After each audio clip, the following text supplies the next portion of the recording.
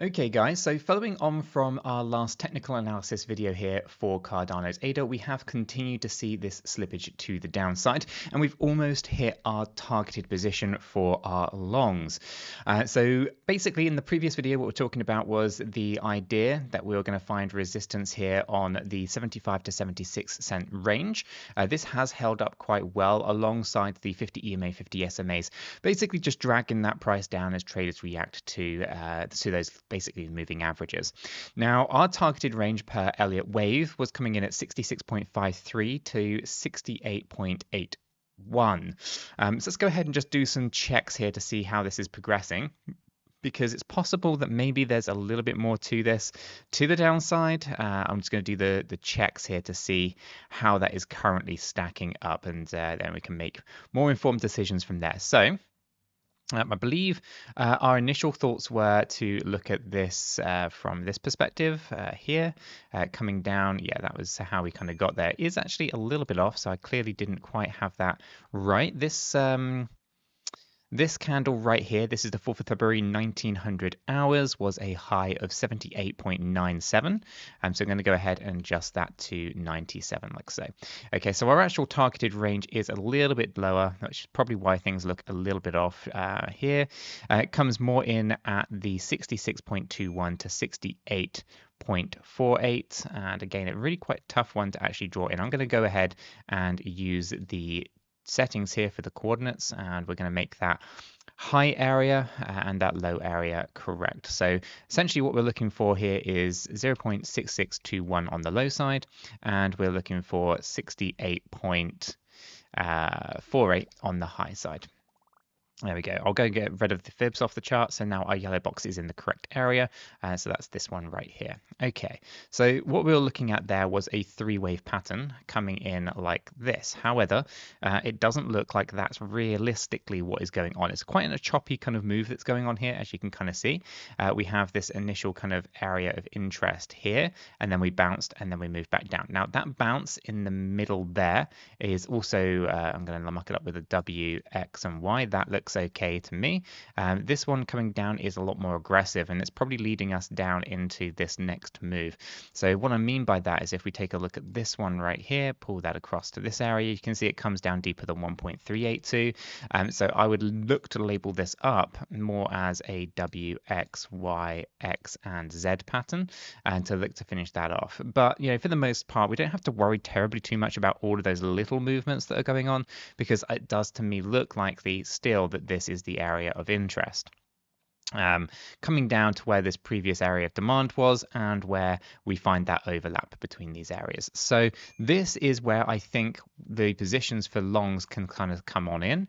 We'd probably put it onto the highest range of that expectation, and we'd put the stop loss a little ways down here just to give us a little bit of breathing room. I'm probably going to be looking at giving it something like this because it ties in with my 1.5 risk reward ratio that I like. Obviously, guys, I'm using proper risk management here. 1% of the trading account, 1.5 risk reward ratio or higher, and of course we're going to be looking to find resistance on that 200 exponential moving average. This will be my kind of approach to it. So essentially what I'm saying is entry is roughly at around that kind of 69.3, stop loss is going to be 62.19, and take profit 77.74. Of course, the actual moves that I will be doing will be documented down in the profit pit in our free Discord server. If you're not familiar, the links is in the description down below. If you have signed up to one of the exchanges in the description, whether that's BitGet, Blowfin, Mexi, Binance, Bybit, whatever it might be, then you can gain access to the profit pit where I put all of my trades in real time. So these videos are recorded ahead of time. This gives you a general idea of kind of what to be looking at if you want to be doing something like this. But if you want to know what I am actually doing, the real moves, the real stop losses, the take profits, the entry points, and if anything changes, whether I'm coming out of them, staying in them, and all that kind of stuff, well, the profit pit is the place for you. And you can get it out, and link is in the description. So that's going to be the approach, and we want to kind of see if that is probable or not. So here you can see the stochastic RSI on the 1 hour time frame still shows momentum shifting down, but is oversold. So we could be looking for a bit of a lift here. A weekend job, possibly, maybe Sunday. We'll see how it goes. 48 to 72 hour trade idea, I would have thought. On the relative strength index, it is lower than 50. So here is bearish territory. However, I would note that there's there's potential support to be found here. So potentially for a run to the upside on the 1 hour time frame. From the MACD histogram perspective, here we can see that we have got some bullish divergences. Let's go ahead and see if I can make this a little bit bigger so you guys can see. It's actually quite a tough one to see here, but it's minor. What you've got going on is you've got this this trend line. In fact, it's probably a really bad one. Let me draw it in over here so you can see it from this perspective. Okay, so we have lower lows on our price action during this moment, but we have higher lows on our histogram. This shows that actually there is a buying pressure coming in here, and it is more than likely going to lift us to the upside. So that kind of divergence is good. I'm not too concerned. I think we've seen a little bit of accumulation. Let's go ahead and take a look at the accumulation distribution line. Here you can see it has come down a little bit, but it is still very nice as well. So I think for the most part, the 1 hour time frame, this kind of volatility is the one that is going to be the one to watch out for. We are looking for a lift towards the 200 EMA, and I do suspect we have a little bit more to the downside to go. On the 4 hour time frame though, we can see here that this would actually coincide with the 50 EMA, 50 SMAs as resistance, as we have seen historically. Any kind of breakout above these is fantastic. We could of course just, as this kind of trade moves upwards, put the stop loss into profit, move the profit higher and higher and higher as kind of time allows, in case we get a breakout and things like that. But I'm not expecting it at this stage. But there is of course a big wild card, which is that we do have a bigger break to the upside due. And this could be where we find it, and in which case we'll be looking to target well above $1 again, so between $1.10, $1.25, up into the previous resistances. This is a big breakout that could also happen, so we want to kind of position the trade according to that, trailing stops, and basically continue to lift up, take profits, or maybe have your take profit all the way up there and just keep lifting up your stop loss until you get stopped out as kind of profit keeps gaining momentum.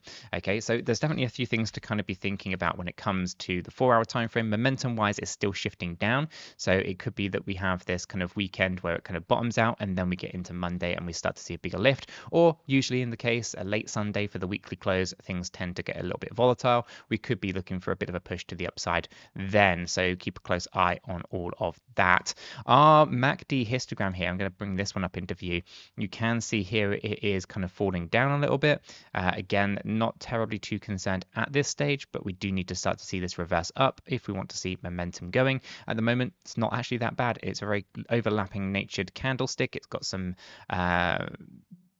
potential, I think, for longs. So I'm going to keep an eye on it. The RSI on the 4 hour has had some bearish divergence, hidden bearish divergences. Other than that, it's kind of business as usual there. I'm not concerned. So yeah, for the most part, it's looking pretty good for Cardano, I think. Now let's go ahead and throw in some smart money concepts on the 4 hour time frame here. You can see that that 4 hour equilibrium is sat a little bit higher, but it's also got a fair value gap up there that hasn't been filled. It's very possible that we move out more towards some of these areas. Like I say, that $1.10 to $1.25 would put us above the 200 4 hour EMA. But I don't think that we're going to have an easy journey here, because we've got to get past equilibrium, which basically is the 50% area between discount and premium, and that is because we're lower than it, going to be resistance, so we want to bear that in mind. We are in bearish structure at the moment, although not confirmed with a break of structure, a BOS to kind of confirm that, but nonetheless the structure is bearish on the 1 hour and 4 hour time frame from a smart money concepts perspective.